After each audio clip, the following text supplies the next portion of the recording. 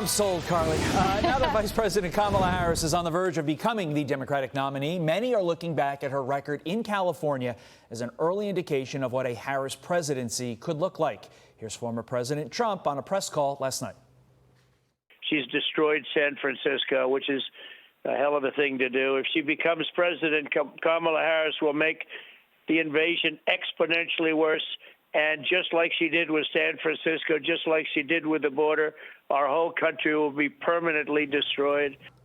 Nicole Castronovo is a Los Angeles-based criminal defense lawyer, and she joins me now. Nicole, Kamala Harris bills herself on as tough on crime, but her record doesn't necessarily reflect that. What red flags stand out to you from Kamala Harris's record? Some of the things that stand out to me from Kamala Harris's record, especially are Prop 47 in California, which sought to make misdemeanors into a number of felony crimes that existed in California. And in essence, it let out criminals from the jails, and it's caused a lot of problems here in California. Theft is up, all sorts of property crimes are up, and she was a big supporter of that. Additionally, Harris has made stances that are confusing.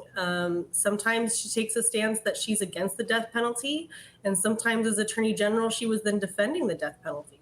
So I think the red flags here are making political statements and not necessarily following them out with her office. Let's look at some of her record. Let's start as senator.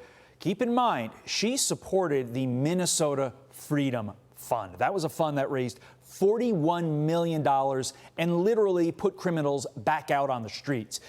Of course, she also did the Green New Deal, but that's really more along the lines of climate and border. I'm focused on the criminal stuff.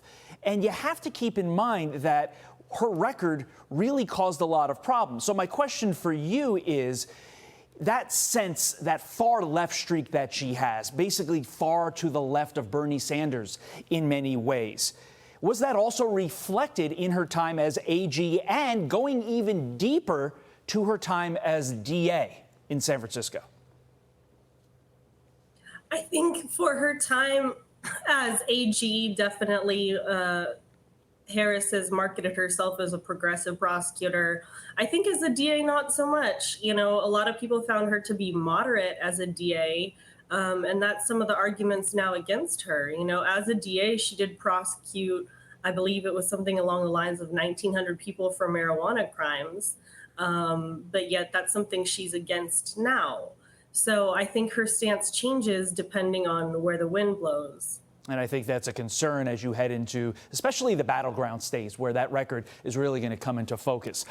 She also seems to be repeating a particular line of attack against Donald Trump. Here she is at a rally yesterday in Milwaukee. Listen. As Leah told you, before I was elected vice president, before I was elected United States Senator, I was elected Attorney General of the state of California, and I was a courtroom prosecutor before then. And in those roles, I took on perpetrators of all kinds. So hear me when I say, I know Donald Trump's type.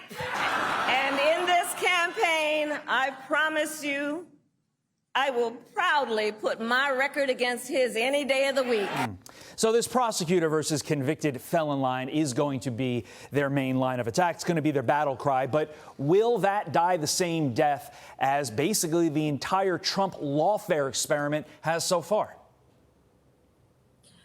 Yeah, I don't know how far that's going to play. The prosecutor against the felon, okay, that's one note. And so what do you have after that? Really, we're going to be looking at records of what people have done in the White House, and Harris has the disadvantage of not having been the president before. So she can't really say what she would do in the White House. Her time as vice president has been less than stellar. And so, again, I don't know how far that battle cry goes. If we just have, all we have is felon versus prosecutor, okay, so you have that one-liner.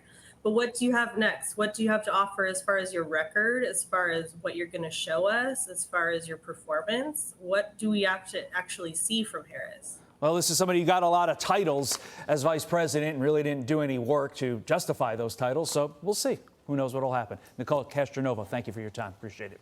I'm Steve Ducey. I'm Brian Kilmeade. And I'm Ainsley Earhart. And click here to subscribe to the Fox News YouTube page to catch our hottest interviews and most compelling analysis.